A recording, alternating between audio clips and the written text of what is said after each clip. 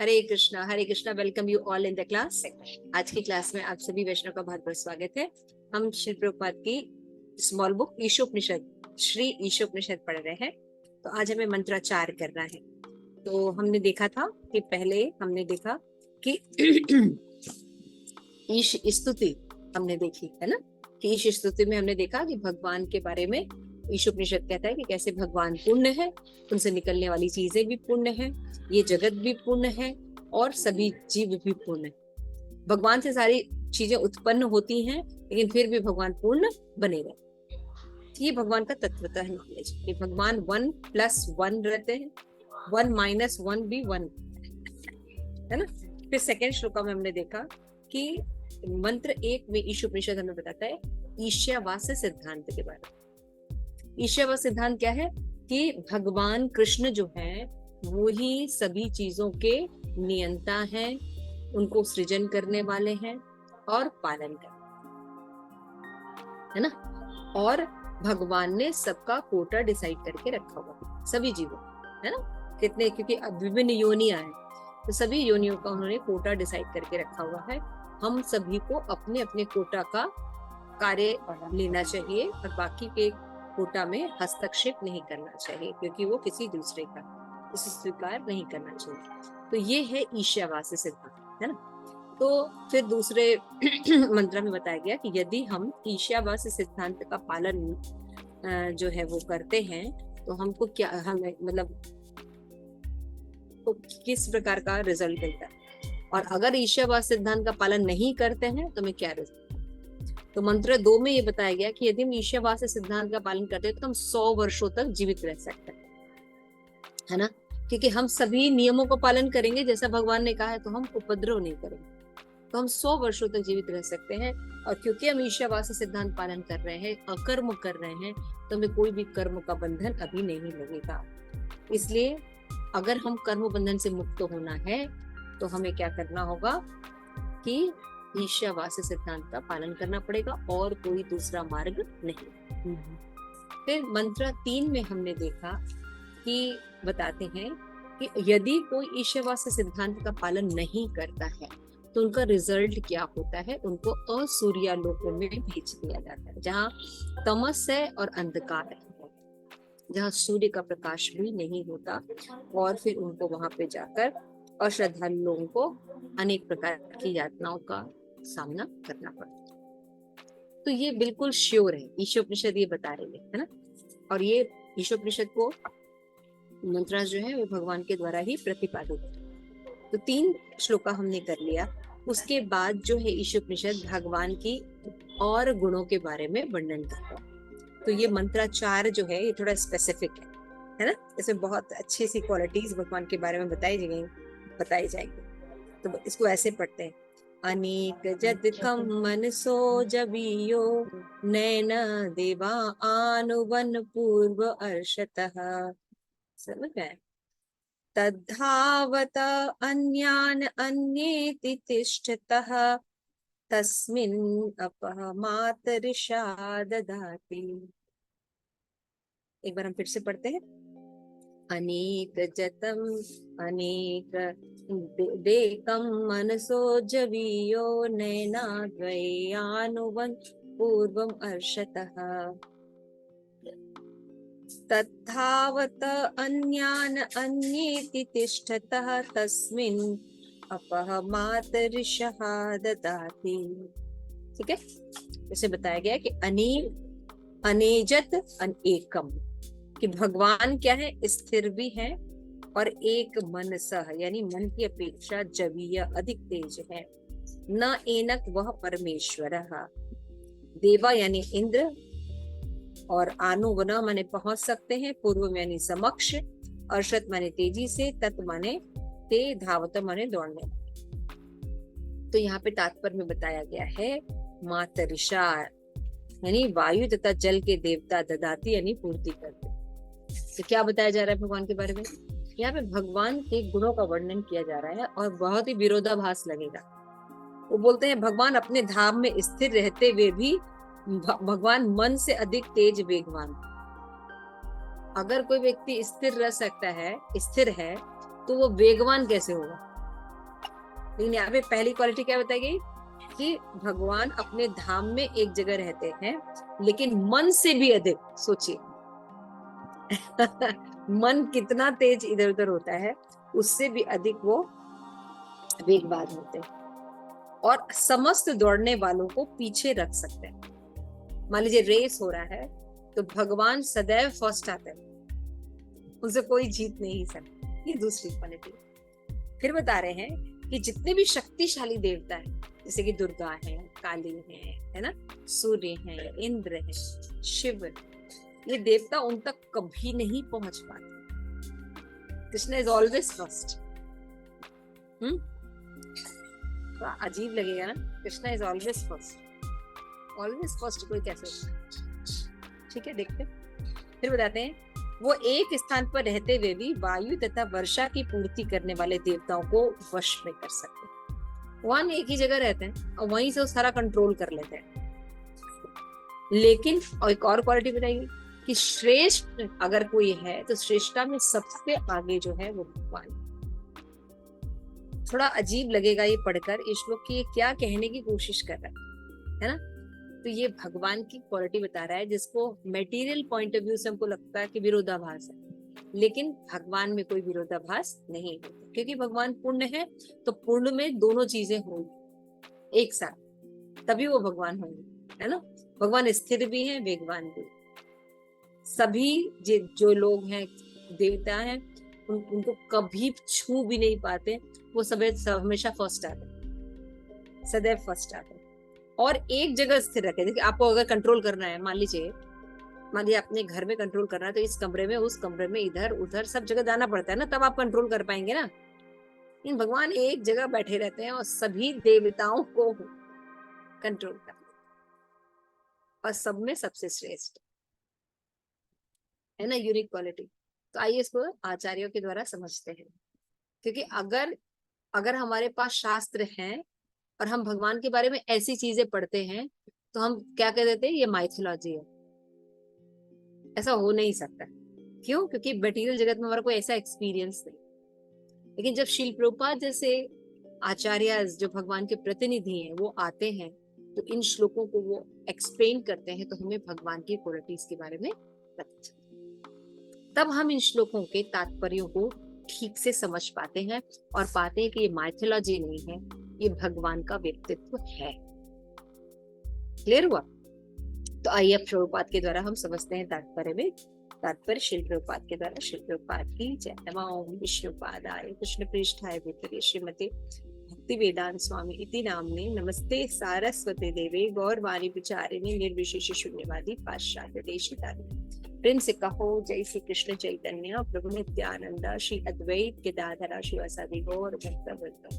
हरे कृष्ण कृष्ण कृष्ण हरे हरे, हरे राम राम राम हरे। श्री प्रभुपाद की जय। आप सभी गौर भक्त वृंद की जय।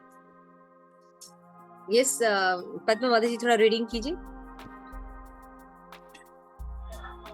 प्रभुपाद द्वारा अनुवाद। अपने धाम में स्थिर रहते हुए भी भगवान मन से अधिक वेगवान है और अन्य समस्त दौड़ने वालों को पछाड़ सकते हैं। शक्तिशाली देवता उन तक नहीं पहुंच पाते। एक स्थान पर रहकर वे वायु तथा वर्षा की पूर्ति करने वाले देवताओं को वश में रखते हैं। वे श्रेष्ठ में सबसे आगे है। तात्पर्य, बड़ा से बड़ा दार्शनिक भी मानसिक चिंतन द्वारा परमेश्वर अर्थात पूर्ण पुरुषोत्तम भगवान को नहीं जान पाता। वे तो अपने भक्तों द्वारा अपनी कृपा से ही जाने जा सकते हैं। ब्रह्म संहिता में 5.34 में कहा गया है कि यदि कोई अभक्त दार्शनिक भी वायु या मन के वेग से लाखों वर्षों तक यात्रा करता रहे तो भी वह परम सत्य को अपने से अति दूर पाएगा। ब्रह्म संहिता 5.37 में आगे वर्णन है कि भगवान का अपना दिव्य धाम है जिसे गोलोक कहते हैं, जहाँ वे अपनी लीलाओं में व्यस्त रहते हैं। फिर भी अपनी अचिंत्य शक्तियों से वे एक ही समय अपनी इस सर्जनात्मक शक्ति के प्रत्येक भाग में पहुंच सकते हैं। विष्णु पुराण में उनकी शक्तियों की तुलना अग्नि से अद्भुत ताप तथा प्रकाश की गई है। यद्यपि अग्नि एक स्थान पर बनी रहती है, तथापि वे अपने प्रकाश तथा ताप को कुछ दूर तक वितरित कर सकती है। इसी प्रकार पूर्ण पुरुषोत्तम भगवान अपने दिव्य धाम में स्थिर रहते हुए भी अपनी विभिन्न शक्तियों को सर्वत्र बिखेर सकते हैं। आगे पढ़ो माता जी। यद्यपि उनकी शक्तियां असंख्य है, तथापि उन्हें 3 प्रमुख श्रेणियों में विभाजित किया जा सकता है: अंतरंगा शक्ति, तटस्थ शक्ति तथा बहिरंगा शक्ति। इन श्रेणियों में प्रत्येक के हजारों लाखों उपभेद है।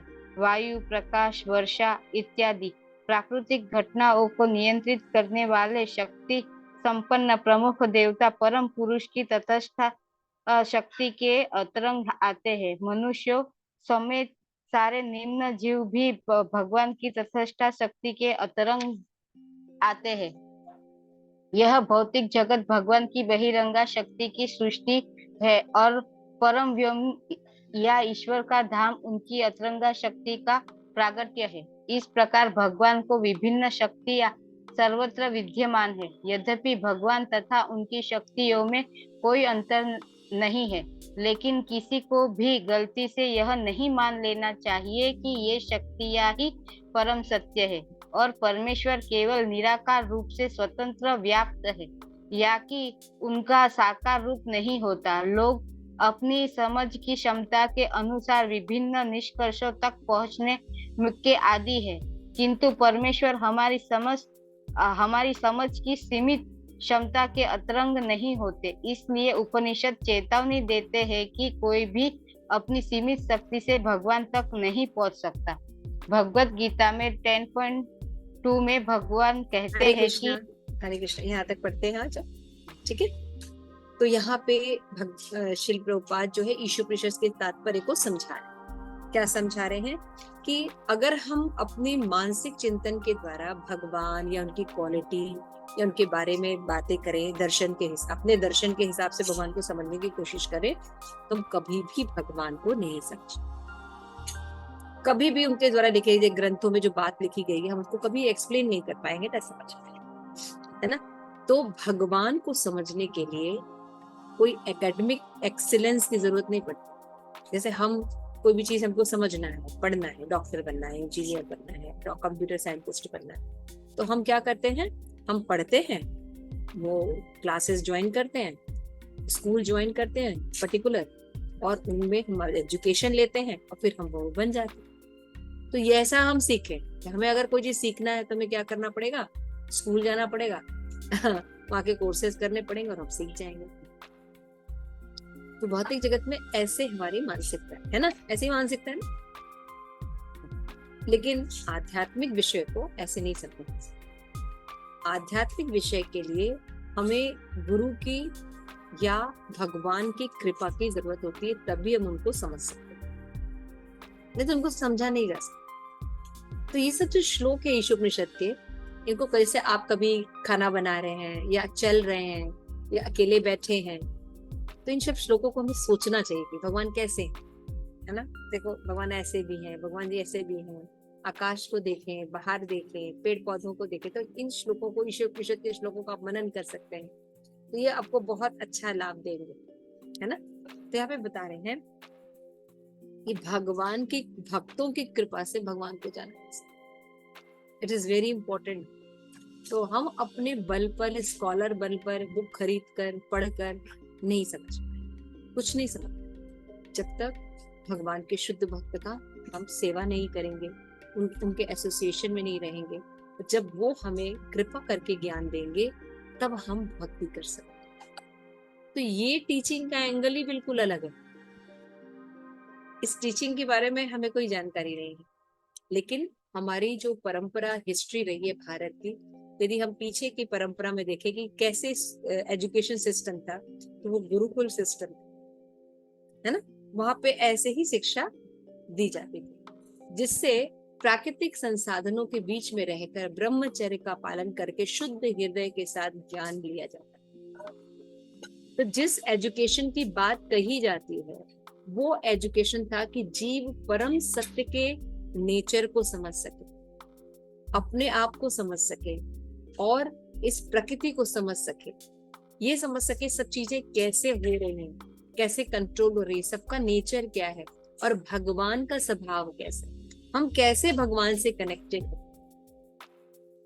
इन सब चीजों के लिए जानने के लिए शुद्धता की, शुद्ध वातावरण की बहुत जरूरत है, जहाँ कंट्रोल नहीं होता, इंसान का कंट्रोल नहीं होता, ऐसा नहीं, भगवान पर निर्भरता होती है ना, भगवान पर निर्भरता होती है। तो ऐसे समाज में रह के जो लोग ज्ञान अर्जन करते थे, इसलिए उनका ज्ञान का जो लेवल था सनातन धर्म में ग्रंथों में आप पढ़ते हैं बहुत उचित, इसलिए उचित क्योंकि वो सत्य, दिव्य सत्वगुण में पढ़ते थे और भगवान से कनेक्टेड रहते थे और भगवान के द्वारा ऑथराइज नॉलेज में चलते थे, उनको पूर्ण ज्ञान तब के बाद, जो आज हम रिसर्च करके भी नहीं करते। तो पहले के जो जितने भी गुरुकुल होते थे या ऋषिज होते थे, जो संत होते थे जिन पर भगवान की कृपा होती थी, तो वो लोग भी रिसर्च करते थे, लेकिन उनके रिसर्च कैसे होते थे, देवता स्वरूप होते थे, है ना, देवी और आसुरी दो स्वभाव को वर्णन है ना भगवद गीता में। तो उनके रिसर्च से कभी भी वातावरण पोल्यूटेड नहीं हुआ, किसी का मन पोल्यूटेड नहीं हुआ, आप समझ रहे हैं, बल्कि वो क्या होता था, उनके जो रिसर्च होते थे वो सदैव कल्याणकारी होते थे। जैसे आपने महाभारत का युद्ध देखा है या रामायण के युद्ध के बारे में सुना है, तो उसमें आप देखिए कि जिस तरह की तकनीक का इस्तेमाल किया जा रहा था कि आज वो लोग रिसर्च कर रहे हैं, है ना, जैसे ऐसे पत्थर डाले गए जो तैरते हैं। आप देखिए समुद्र को पुल बांधना पत्थरों के एक साथ इकट्ठे करके बिना सीमेंट बालू के कैसे बन गया, है ना। आज हमारे पास इतनी टेक्नोलॉजी है, लेकिन हम भारत के प्राचीन मंदिरों जैसा मंदिर नहीं बना पाते, है ना। इतने बड़े बड़े पत्थरों को कैसे वो कट करते थे, है ना। कई टेम्पल तो ऐसे जिनका गुंबद बहुत भारी होता था, तो वो गुंबद इतने 8 मंजिल ऊपर कैसे बिना लिफ्ट के, बिना क्रेन के वो ले जाते थे, आप सोच के देखिए, है ना। तो उनके, लेकिन आज इतने आप देखिए जितने बड़े बड़े मंदिर हैं, चारों धाम में मंदिर हैं, इतनी प्राकृतिक आपदाएं आती हैं, लेकिन वो मंदिर आज भी खड़े। हमारे बिल्डिंग 2 मिनट में गिर जाते हैं आज के बनाए हुए, है ना। तो ऐसा क्या है उनकी साइंस में जो हमें प्राप्त नहीं है, उनकी साइंस में भगवत तत्व होते थे। आज हम अपने बल पर नॉलेज लेते हैं, इसलिए आसुरिक मेंटेलिटी होती है। तो ब्रह्म संहिता में भी कहा गया है कि यदि कोई अभक्त वायु या मन के वेग से 100 लाख वर्ष तक भी अंतरिक्ष में यात्रा करे, तब भी भगवान तक नहीं पहुंच सकता। पहले तो ऐसा वायुयान ही नहीं है कि इतनी स्पीड से जा सके। तो परम भगवान का अपना दिव्य धाम है जिसे गोलोक कहते हैं, ऐसा ब्रह्म संहिता में कहा गया है, और वो अपनी लीलाओं में मग्न रहते हैं, फिर भी अपनी अचिंत शक्ति द्वारा एक ही समय में अपनी सृजनात्मक शक्ति से प्रत्येक भाग में पहुंच सकते हैं। विष्णु पुराण में उनकी शक्तियों की तुलना अग्नि से उद्भूत ताप तथा प्रकाश से की जाती है। तो बता रहे कैसे भगवान जो है अपने धाम में एक जगह रहते हैं और वो सारी दुनिया को कंट्रोल कर लेते हैं। आध्यात्मिक जगत, भौतिक जगत, सभी चीजें कैसे कंट्रोल कर लेते हैं, है ना। तो एक एग्जाम्पल के द्वारा हम समझ सकते हैं कि जैसे अगर एक भगवान की तुलना जो है अग्नि से की जाए कि एक अग्नि को कैसे किया जाता है, लकड़ी लगा के एक जगह पे जला दिया जाता है। तो अग्नि एक स्थान पे रहती है, लेकिन उसका प्रकाश दूर दूर तक रहता है ना, उसका प्रकाश दूर दूर तक रहता है। उसी तरह से भगवान अपने एक स्थान पे स्थित रखकर अपनी शक्तियों के द्वारा हर जगह व्याप्त है। तो भगवान और भगवान की शक्तियों में भेद है भी और नहीं, है ना। और कैसी हैं भगवान की शक्तियां, तो असंख्य हैं, लेकिन शास्त्रों में उनकी समस्त शक्तियों को 3 वर्ग में बांट दिया गया। वो अंतरंगा, बहिरंगा और तटस्थ शक्ति, है ना। तो अंतरंगा शक्ति जो होती है उससे आध्यात्मिक जगत का सृजन होता है, है ना। ये अंतरंगा शक्ति होती है। तटस्था शक्ति जो होती है वो जीव होते हैं, हम लोग तट पर होते हैं। तट मतलब नदी का तट। हम चाहे तो अंतरंगा तरफ जा सकते हैं, हम चाहे तो बहिरंगा की तरफ जा सकते हैं। और बहिरंगा शक्ति क्या होती है? यह भौतिक जगत। तो अंतरंगा, बहिरंगा और तटस्थ, ये तीन शक्तियों को विभाजित किया जाता है भगवान की अनंत शक्ति। यहाँ पे भी बता रहे हैं कि जो भगवान है वो क्या करते हैं कि वो अंतरंगा शक्ति, आध्यात्मिक शक्ति के अंतर्गत रहते हैं भगवान अपने धाम में। और जो तटस्थ शक्ति है वो वायु, प्रकाश, वर्षा, जितने भी प्राकृतिक संसाधनों को नियंत्रण करने वाले शक्ति समस्त प्रमुख देवता परम पुरुष की तटस्थ शक्ति के अंतर्गत आते हैं। जितने देवता है वो कौन है? तटस्थ शक्ति, है ना। मनुष्य समेत सारे निम्न जीव भी भगवान की तटस्थ शक्ति के अंतर्गत ही आते हैं। जीव यानी जीव में कौन से जीव? देवता भी आते हैं, समझ में? तो जितने भी जीव है वो भगवान की तटस्थ शक्ति। अंतरंगा शक्ति में भगवान का गोलोक धाम आता है, ठीक है ना। और बहिरंगा शक्ति जो होती है वो भौतिक जगत होती है। तो यहाँ पे बता रहे कि भगवान की विभिन्न शक्तियां हैं और शक्तियों के माध्यम से भगवान सर्वत्र विद्यमान रहते हैं। समझ गए ना? जैसे अग्नि है और अग्नि का प्रकाश चारों तरफ रहता है, लेकिन अग्नि एक जगह है। उसी तरह भगवान अपने धाम में रहते हैं, लेकिन अपनी शक्तियों के द्वारा सब जगह व्याप्त। तो लेकिन कुछ लोग जो होते हैं जो शास्त्र को नहीं मानते, तो कहते हैं हाँ, एनर्जी के रूप में भगवान सब जगह है, शक्ति के रूप में, इसीलिए वो निराकार। लेकिन वो ये नहीं जानते कि भगवान निराकार नहीं है, भगवान निराकार और साकार दोनों है एक ही समय। समझ? तो ये जो ज्ञान है ये अचिंत्य वेदा तत्व है, ये केवल गौड़िया वैष्णव संप्रदाय में ये ज्ञान पता है, क्योंकि चैतन्य महाप्रभु ने एस्टैब्लिश किया, जो कि साक्षात कृष्ण थे, भगवान के बारे में हमें बताया। नहीं, जनरली लोग कहते हैं भगवान निराकार, क्योंकि भगवान शक्तियां कैसे व्याप्त रहेंगे? तो निराकार के रूप में, है ना, साकार रूप में। लेकिन ये लोग जो होते हैं ये अल्पज्ञ होते हैं, इन्हें भगवान के बारे में पूर्ण ज्ञान है। भगवान को एक प्रकाश समझने वाले, तेज समझने वाले जो लोग होते हैं वो प्रथम स्तर के होते हैं। ब्रह्म रियलाइजेशन फर्स्ट रियलाइजेशन होता है कि हाँ, कोई अथॉरिटी है, भगवान है, हम शरीर में ही आत्मा है। भगवान क्या है? एक प्रकाश। लेकिन भगवान केवल प्रकाश नहीं है, इसके आगे भी भगवान की रियलाइजेशन, वो है परमात्मा रियलाइजेशन और भगवान रियलाइजेशन। तो पूर्ण रियलाइजेशन जो भगवान के बारे में होता है भगवान रियलाइजेशन। तो निराकार का जो रियलाइजेशन है ये फर्स्ट स्तर का रियलाइजेशन है और बहुत कम जानकारी है। अल्पज्ञ लोग जो होते हैं वो भगवान के बारे में ये रियलाइजेशन रखते हैं। और इसीलिए बार बार उपनिषद एक चेतावनी देती है कि आप भगवान को अपनी भौतिक इंद्रियों से मत समझिए। इसलिए याद है आपको, जब हम लोग इंट्रोडक्शन पढ़ रहे थे तो बताया गया था ना कि 3 तरह के प्रमाण होते हैं ना, शब्द, प्रत्यक्ष और अनुमान। तो शब्द प्रमाण जो है, अगर हम उसको बेस बनाएंगे तो प्रत्यक्ष और अनुमान प्रमाण को ज्यादा समझ पाएंगे, है ना, शब्द प्रमाण के थ्रू पे। क्योंकि ऑथेंटिक जो शास्त्र के शब्दों को लेके देखेंगे तो हमारा प्रत्यक्ष प्रमाण जो है, अनुमान प्रमाण है, अपने आप जो है वो ठीक होगा। लेकिन अगर हम प्रत्यक्ष प्रमाण को आधार बनाएंगे तो क्या होगा? हमारे इल्यूजन और बाकी त्रुटियों के कारण, इंद्रियां सीमित होने के कारण, जो दोष बताए गए 4 दोषों के कारण क्या हो जाएंगे? ज्ञान पूर्ण नहीं। उपनिषद चेतावनी देते हैं, मेंटल स्पेकुलेशन से भगवान को मत समझिए, बल्कि जिस शास्त्र में बताया गया उसे से समझिए। यहाँ पे बताया गया भगवान, अभी समझ में आया कि भगवान एक जगह स्थिर रहकर सबको कंट्रोल कैसे कर सकते हैं। और दूसरी क्वालिटी क्या है कि भगवान सदैव विजयी रहते हैं। जितने भी दौड़ने, अगर उनसे दौड़ लगाई जाए, रेस लगाई जाए, तो भगवान सदैव फर्स्ट आते हैं। तो थोड़ा सोच के देखिए ऐसा कैसे? कोई व्यक्ति सदैव फर्स्ट कैसे आ जाता है? कभी तो हारेंगे।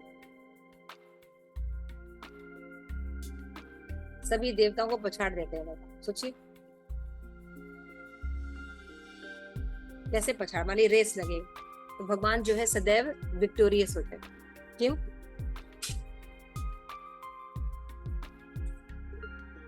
क्योंकि अभी आपने देखा भगवान सर्वत्र है, जहां से रेस शुरू हो रही है वहां पे भी हैं, जहां एंड है वहां पे भी हैं। मान लीजिए आपने कहा यहां से यहां दौड़ेंगे, इस पॉइंट से लेके इस पॉइंट तक रेस होगी, यहां से लेके यहां तक दौड़ने में जो फर्स्ट आएगा वो होगा। तो भगवान से कभी आप जीत सकते हैं, यहां से भी दौड़ेंगे, यहाँ पे प्रकट है, जीत सकते हो, क्योंकि सर्वत्र है भगवान है। अरे बात समझ में आई? आप दौड़ना शुरू करोगे, चंद्र देवता मान लो दौड़ना शुरू करेंगे, सोचेंगे हम दौड़ के आगे निकल जाए, तो भगवान वहीं प्रकट हो जाएंगे जहां एंड पॉइंट रहेगा, क्योंकि वहां पे है वो ऑलरेडी, और जहां से शुरू है वहां पे भी है। कभी जीत सकता है कोई भगवान को? भगवान को कोई जीत भी नहीं सकता। इसीलिए कह रहे थे कि सभी देवी देवता भगवान को छू भी नहीं पाते। कैसे छुएंगे? भगवान तो सर्वत्र है, जहां बोले वहां प्रकट हो जाएंगे, उनसे आप कैसे जीतेंगे? क्लियर हो गया? तभी और हम इसके बारे में पढ़ेंगे तो आप लोगों को और अच्छा लगेगा कि कैसे भगवान जो है और चीजों में दिखता है कॉन्ट्रडिक्टरी है, स्थिर है फिर भी सबको कंट्रोल कर ले रहे हैं, सबसे श्रेष्ठ कैसे हैं भगवान, है ना? और एक स्थान पर रखकर सभी को कंट्रोल कैसे कर लेंगे। एक राजा है या कोई भी व्यक्ति, उसको कंट्रोल करने के लिए भ्रमण करना पड़ता है, युद्ध करना, कितने जगह जाना पड़ता है। एक नॉर्मल हम लोग छोटे से इंसान है, अलग अलग कमरों में अलग अलग अपने घर को ही खाली कंट्रोल करने में कितनी मेहनत लगती है। तो भगवान एक जगह रह के बंसी बजाते रहते हैं, सब कंट्रोल हो गया। ठीक है, सुंदर श्लोक है। अनेक जगह मन को जदिया, भगवान एक जगह रहते हैं और मन से भी तेज भाग सकते हैं ना भगवान। आप समझ में आ गया? मन से भी तेज। श्री प्रभुपाद की जय। आप सभी गौर भक्तवृंद की जय। निताई गौर प्रेमानंदे। हरि हरि।